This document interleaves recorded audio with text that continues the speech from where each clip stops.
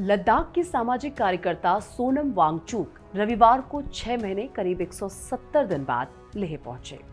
केंद्र ने 14 मार्च को वांगचुक पर लगा नेशनल सिक्योरिटी एक्ट यानी कि NSA को हटा दिया था। इसके बाद उन्हें जोधपुर जेल से रिहा किया गया था। लेह में उनके लिए स्वागत कार्यक्रम का आयोजन किया गया था, जिसमें वांगचुक के सैकड़ों समर्थक पहुंचे हुए थे और वांगचुक ने समर्थकों को संबोधित करते हुए कहा कि जिस मकसद के लिए हम काम कर रहे हैं उसके लिए एक नया सूरज उगेगा। हम उम्मीद के साथ आगे बढ़ रहे हैं। वांगचुक ने कहा कि 170 दिनों के बाद इन पहाड़ों में आकर और लोगों से मिलकर मुझे बहुत अच्छा लग रहा है। हमें उम्मीद है कि सभी तरफ से ऐसा ही माहौल बनेगा और मैं पूरे देश के उन लोगों का शुक्रिया अदा करना चाहूंगा जिन्होंने इस संघर्ष में हमारा साथ दिया। मैं लोगों से मिलने के लिए बेसब्री से इंतजार कर रहा हूं। वांगचुक ने जेल के समय को कठिन अनुभव बताते हुए कहा कि हिरासत का समय आत्ममंथन का अवसर था। वहीं इस दौरान मेरी पत्नी गीतांजलि को कानूनी लड़ाई में काफी मुश्किलों का सामना करना पड़ा। दरअसल केंद्र ने 14 मार्च को लद्दाख के सामाजिक कार्यकर्ता और इंजीनियर सोनम वांगचुक पर लगा नेशनल सिक्योरिटी एक्ट हटा दिया था। पिछले साल लद्दाख में उन्होंने अनशन के दौरान 24 सितंबर 2025 को लेह में हिंसा हुई थी। 2 दिन बाद 26 सितंबर को राष्ट्रीय सुरक्षा अधिनियम के तहत वांगचुक को हिरासत में लिया गया था। इसके बाद उन्हें फौरन जोधपुर शिफ्ट कर दिया गया था। 170 दिन से वे जोधपुर जेल में थे।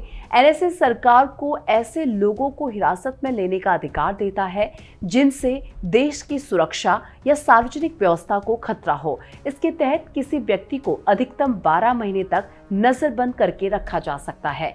केंद्र ने 14 मार्च को लद्दाख के सामाजिक कार्यकर्ता और इंजीनियर सोनम वांगचुक पर लगा नेशनल सिक्योरिटी एक्ट हटा दिया था। सरकार ने कहा कि आदेश तुरंत प्रभाव से लागू हो गया है। गृह मंत्रालय के अनुसार सोनम ने NSA एक्ट के तहत अपनी हिरासत की अवधि का लगभग आधा हिस्सा पूरा कर लिया है।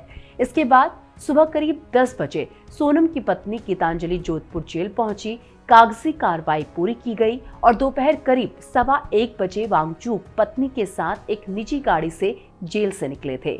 सरकार ने यह फैसला सुप्रीम कोर्ट में वांगचुक की याचिका पर अंतिम सुनवाई 17 मार्च के 2 दिन पहले लिया था और कोर्ट सुनवाई के दौरान वे वीडियो और फोटो देखेगा जिनके आधार पर सरकार ने उन पर NSA लगाया था। केंद्र सरकार ने कहा कि ये फैसला लद्दाख में शांति, स्थिरता और संवाद का माहौल बनाने के लिए लिया गया है। लद्दाख में विभिन्न समुदाय और नेताओं के साथ लगातार बातचीत की जा रही है। हड़ताल और विरोध प्रदर्शनों का असर छात्रों, नौकरी चाहने वालों और व्यापार, पर्यटन और स्थानीय अर्थव्यवस्था पर पड़ रहा है। क्षेत्र की चिंताओं को दूर करने के लिए हाई पावर्ड कमेटी के जरिए बातचीत जारी रहेगी। 2 दिन पहले वांगचुक ने सोशल मीडिया प्लेटफॉर्म X पर लिखा था, लद्दाख के लिए ईमानदार संवाद आवश्यक है। मैंने एक्टिविज्म से दूरी नहीं बनाई। लद्दाख के प्रति मेरी प्रतिबद्धता पहले जैसी ही है। इसका उद्देश्य लद्दाख के लिए न्यायपूर्ण और स्थायी भविष्य है। 4 फरवरी को केंद्रीय राज्य मंत्री नित्यानंद की अध्यक्षता में हाई पावर्ड कमेटी की बैठक हुई थी। इसमें लद्दाख के 2 प्रमुख संगठन लेह अपेक्स बॉडी और कारगिल डेमोक्रेट्स अलायंस शामिल हुए। इनमें नेताओं ने वांगचुक की रिहाई की मांग दोहराई थी। सोनम को 26 सितंबर 2025 को राष्ट्रीय सुरक्षा कानून के तहत हिरासत में लिया गया था। वो लद्दाख को पूर्ण राज्य का दर्जा देने की मांग को लेकर आंदोलन कर रहे थे। आंदोलन के दौरान हुए हिंसक प्रदर्शनों में 2 दिन बाद उनकी गिरफ्तारी हुई थी और इन प्रदर्शनों में 4 लोगों की मौत हुई थी। 90 लोग घायल हुए थे। सरकार का आरोप है कि वांगचुक ने इस हिंसा को भड़काया। वांगचुक का जन्म 1966 में लेह जिले के अलची के पास लद्दाख में हुआ था। उनके गांव में स्कूल न होने के कारण 9 साल की उम्र तक उनका किसी स्कूल में दाखिला नहीं हुआ। इस दौरान उनकी मां ने उन्हें बुनियादी शिक्षा दी और 9 साल की उम्र में उन्हें श्रीनगर ले जाया गया और वहां एक स्कूल में उन्हें दाखिला दिया गया। बाद में दिल्ली के विशेष केंद्रीय स्कूल में भी उन्होंने पढ़ाई की। फिर नेशनल इंस्टीट्यूट ऑफ टेक्नोलॉजी यानी कि NIT श्रीनगर से मैकेनिकल इंजीनियर में बीटेक किया और इंजीनियरिंग के बाद वांगचुक ने साल 1988 में अपने भाई और 5 साथियों के साथ मिलकर students educational and culture movement of Ladakh यानी कि SECMOL की शुरुआत की। इसका उद्देश्य लद्दाख के सरकारी स्कूलों की शिक्षा में सुधार लाना है।